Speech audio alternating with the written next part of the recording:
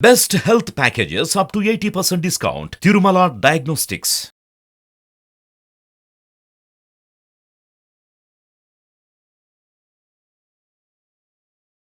నమస్తే మేడం. నమస్తే అమ్మా. వ్యాపారస్తులు ఎవరైతే ఉంటూ ఉంటారో, కొంతమంది బిజినెస్ మనం చూస్తే గ్రోత్ చాలా బావుంటూ ఉంటుంది. కొన్నిసార్లు వాళ్ళు చెప్తూ ఉంటారు కూడా, మేమెప్పుడు ఫెయిల్యూర్ అనేది చూడలేదు. స్టార్ట్ చేసినప్పటి నుంచి ఎప్పుడు కూడా లాభాల్లోనే ఉన్నామని. అలాంటి వాళ్ళల్లో కొంతమంది సడెన్‌గా లాస్ వస్తూ ఉంటారు. బిజినెస్ సడెన్‌గా డల్ అవుతూ ఉంటుంటుంది. కారణం ఏంటి అని అర్థం కాని విషయం. వ్యాపారస్తుల్లో అంటే సడెన్‌గా అలా డల్ అవ్వడానికి రీజన్ ఏంటి అంటారు? అటువంటి నష్టాన్ని ఎప్పుడు చూడని నష్టాన్ని చూస్తున్నారంటే, జాతకరీత్యా కానివ్వండి, లేదు అంటే వాస్తురీత్యా కానివ్వండి, లేదంటే యజమాని ఏ విధంగా చూసుకుని ఎవరి ఎఫెక్ట్ ఎక్కువగా ఉంటుంది దేనివల్ల అంటారు? ఇలాంటివన్నీ కూడానమ్మా దృష్టి దోషం ఎక్కువగా ఉంటుంది. బేసిక్‌గా ఎవరికైనా సరే ఒక వ్యాపారం బాగా నడుస్తున్నప్పుడు ఒక చిన్న బట్టల షాపే మనం ఎగ్జాంపుల్ తీసుకుందాం. బాగా మనుషులు వస్తున్నారు, కొంటున్నారు. ఇసుక వేస్తే రాలనంత జనం ఉన్నారు. మనం ఒక ఏడాది తర్వాతో, ఒక ఏడాదిన్నర తర్వాతో వెళ్తే ఆ షాప్‌లో అసలు ఒక్క మనిషి కూడా మనకు కనిపించడు. ఎవరు కూడా రారు. వీళ్ళు ఆశ్చర్యపోతూ ఉంటారు. అదేంటి మనం ఇన్ని కోట్ల బిజినెస్ చేశాము. మనకింత బాగా ప్రాఫిటబుల్‌గా అనిపించింది. ఇప్పుడు ఎందుకు రాలేదు అని. అయితే ఇక్కడ 2, 3 రీజన్స్ ఉంటాయి. వాస్తు అని నేను చెప్పను గానీ, జాతకం అనేది మాత్రం చాలా, చాలా ఇంపార్టెంట్ రోల్ ప్లే చేస్తుంది. ఎందుకంటే వాళ్ళకి నడుస్తున్న దశలు వాళ్ళు ఎంత వృద్ధిలోకొస్తారు అనేది చెప్తూ ఉంటుంది. మన దశలన్నీ గూడా మన పుణ్య, కర్మ ఫలితాన్ని బట్టే మన దశలు గూడా ఉంటాయి. కాబట్టి వ్యాపారం వృద్ధిలో నడుస్తూ సడెన్‌గా ఫాల్ అయిపోయినప్పుడు మనము ఒక చిన్న పరిహారం చేసుకోవచ్చు. ఫస్ట్ టు బిగిన్ విత్ అనమాట. మనం జాతకం ఎలా ఇప్పుడు కొంతమంది దగ్గర జాతకాలు ఉండవు. కొంతమందికి ఇప్పుడు ప్రస్తుతం నువ్వు నేను మాట్లాడుతున్న టైంకి కూడా బిజినెస్ ఆర్ వ్యాపార పరంగా చూసుకుంటే వాళ్ళకంత అభివృద్ధి అనేది వాళ్ళకి కనిపించదు. ఎక్కడో అక్కడ వాళ్ళకెంతో కొంత ఇబ్బంది అనేది కనపడుతూ ఉంటుంది. సరే ఇలాగ ఉంది మా పరిస్థితి. మేము ఎక్స్‌పెక్ట్ చేసినంతగా మా వ్యాపారం వృద్ధిలోకి రాలేదు. లేకపోతే మాకు పక్క వాళ్ళ కాంపిటీషన్ ఎక్కువగా ఉంది. లేకపోతే మాకే దృష్టి దోషమే కలిగింది. మనుషులు వస్తున్నారు గానీ వాళ్ళెవ్వరూ మా షాప్‌లో నిలబడటం లేదు. ఊరికే వచ్చి లోపలికొచ్చి బయటికి వెళ్ళిపోతూ ఉంటారు. అలాంటప్పుడు ఎటువంటి పరిహారం చేసుకోవాలి అని చెప్పి చాలా మందికి డౌట్ వస్తూ ఉంటుంది. చాలామంది అడుగుతూ ఉంటారు. సరే ఇవన్నీ ఇప్పుడు నేను చెప్పేవన్నీ కూడాను చాలామంది ఫాలో అయ్యి, ఆచరించి వాళ్ళకి సక్సెస్ వచ్చినవే. కాబట్టి ఇప్పుడు ఇవాళ నేను చెప్తున్నది అటువంటి ఒక పరిహారం. ఫస్ట్ ఏం చేయాలి అనంటే, ఒక స్టార్ట్ చేయటం మాత్రం అమావాస్యతోటే స్టార్ట్ చేయాలి. అమావాస్య తిథితోటి స్టార్ట్ చేయాలి. కాబట్టి అమావాస్య తిథి నాడు వీళ్ళు ఏం చేయాలి అనంటే, ఆ రోజు షాప్‌లో పొద్దున్నే షాప్ తెరిచిన తర్వాత కొంచెము మిరియాలు ఉంటాయి కదా! మిరియాలు ఎలానో నల్లగానే ఉంటాయి. కాబట్టి ఈ మిరియాలను తీసుకొని షాప్‌లో మొత్తం జల్లాలి. కింద జల్లేసేయాలి. జల్లేసిన తర్వాత దాంతో పాటు ఛాయ మినపప్పు అని వస్తుంది. లేదా మినపప్పు మనకి పొట్టు మినపప్పు అంటారు ఇక్కడ. ఈ పొట్టు మినపప్పునిను అలాగే వీటిని ఈ రెండిటిని కలిపి నేల మీద చల్లేయటం. చాలా కాకపోయినా కొంత జల్లటం. దానిపైన మనుషులొచ్చి చూస్తారు, వెళ్ళిపోతూ ఉంటారు. ఇబ్బంది ఏమీ ఉండదు. రాత్రికి వీళ్ళు ఏం చేయాలి అనంటే అందరూ వెళ్ళిపోయిన తర్వాత ఎవరైతే ఓనర్ ఉంటాడో ఆ ఓనరు అవంతా కూడా క్లీన్ చేసేయాలి.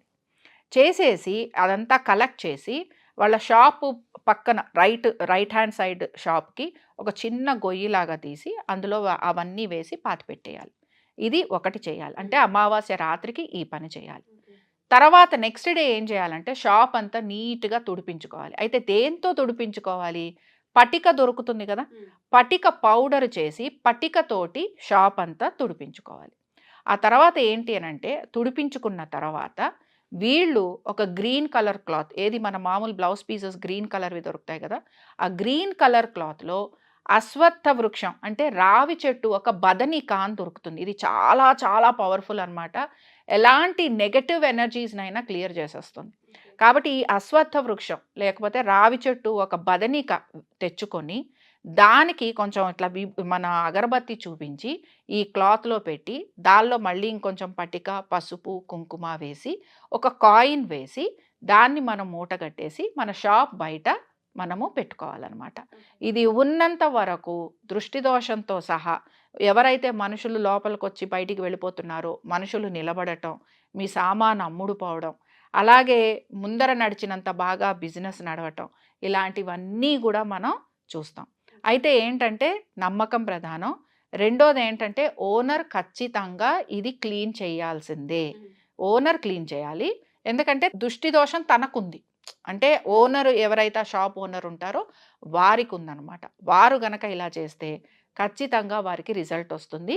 అయితే ఇది ఎంత కాలము ఏమిటి అనేది మనకు ఒక డౌట్ వస్తూ ఉంటుంది గనక ప్రతి అమావాస్యకి ఒక 3 అమావాస్యలన్నా అలా చేసుకుంటూ రావాలి. అయితే ఈ బదనికది ఏదైతే ఉందో ఇది కొంతకాలం ఉంటుంది. దీని ఎఫెక్ట్ ఉంటుంది. దాన్నేమి ముట్టుకోక్కర్లేదు. బట్ మిగతాది ఈ పనంతా కూడా వాళ్ళు ప్రతి అమావాస్యకి ఒక 3 అమావాస్యలన్నా చేయాల్సిందే. బ్రేక్ ఎక్కడొచ్చినా కూడా మళ్ళీ ప్రాసెస్ అంతా మొదలు పెట్టాల్సి ఉంటుంది. కాబట్టి బ్రేక్ రాకుండా చూసుకుంటే ఖచ్చితంగా వాళ్ళకి మంచి ఇంప్రూవ్మెంట్ కనపడుతుంది. మంచి గ్రోత్ కూడా కనపడుతుంది. థ్యాంక్ యూ లత గారు. ఎందుకంటే చాలామందికి బిజినెస్లో అప్ అండ్ డౌన్ చూస్తూ ఉంటారు. కానీ ఒకేసారి అప్లో ఉన్నది డౌన్ అయింది అంటే ఫస్ట్ మనిషి కుప్పకూలిపోతూ ఉంటారు. అర్థం కాని పరిస్థితి ఉంటూ ఉంటుంది. ఎందుకంటే ఒక్క బిజినెస్ మీద ఫ్యామిలీ, దాంతోపాటు జనాలు చాలా డిపెండ్ అయి ఉంటూ ఉంటుంది. కాబట్టి ఒకళ్ళు డల్ అయినా ఫ్యామిలీ అంతా ఎఫెక్ట్ అవుతూ ఉంటుంది. ఎవరైతే వ్యాపారస్తులు ఉంటూ ఉంటారో వాళ్ళకి సంబంధించి బిజినెస్తో పాటు ఆర్థిక సమస్యలు చూస్తూ ఉంటారు వాళ్ళు ఎక్కువగా. వాళ్ళు ఒకసారి మిమ్మల్ని అప్రోచ్ అవ్వాలి అనుకుంటే పర్సనల్ అపాయింట్మెంట్ మనం తీసుకునే అవకాశం ఉంది అంటారు. తప్పకుండా ఉందమ్మా. ఇప్పుడు మన ప్రోగ్రామ్ కింద నంబర్ ఎలానో స్క్రోల్ అవుతుంది కదా, ఆ నంబర్ని గనక కాంటాక్ట్ చేసి వాళ్ళు అపాయింట్మెంట్ తీసుకొని ఖచ్చితంగా వచ్చి మనని కన్సల్ట్ చేయొచ్చు. అండ్ దాంతోపాటు ఎస్పెషల్లీ అడిగేది ఏంటంటే జాతకరీత్యా ఎవరెవరు మీట్ అవ్వచ్చు మిమ్మల్ని అసలు? అంటే అన్ని జాతకాలు చూస్తారన్న డౌట్ చాలా మంది అడుగుతున్నారు. ఒక్కసారి దాని గురించి మీరే క్లారిటీ. జాతకాలలో అన్నీ చూడటం జరుగుతుంది. సాధారణంగా నేను ఒకటే జాతకం ఎవరిది చూడను అంటే జాతకాల పొంతన అని అంటారు. జాతకాల పొంతన మాత్రమే నేను చూడను. మిగతా అన్నీ నేను చూస్తాను. జాతకాల పొంతన చూడడానికి చూడకపోవడానికి కారణం ఏంటి అని అంటే జాతకాలు అనేవి అక్కడి నుంచి పైనుంచి మనకు ఒక పేపర్ వచ్చినట్టే. కానీ జాతకాల పొంతన అనేది కూడా భగవంతుడే అరేంజ్ చేస్తాడు అని నేను గట్టిగా నమ్ముతాను. ఆ ఒక్క కారణంతోటే నేను జాతకాల పొంతన అనేది మాత్రం చూడను.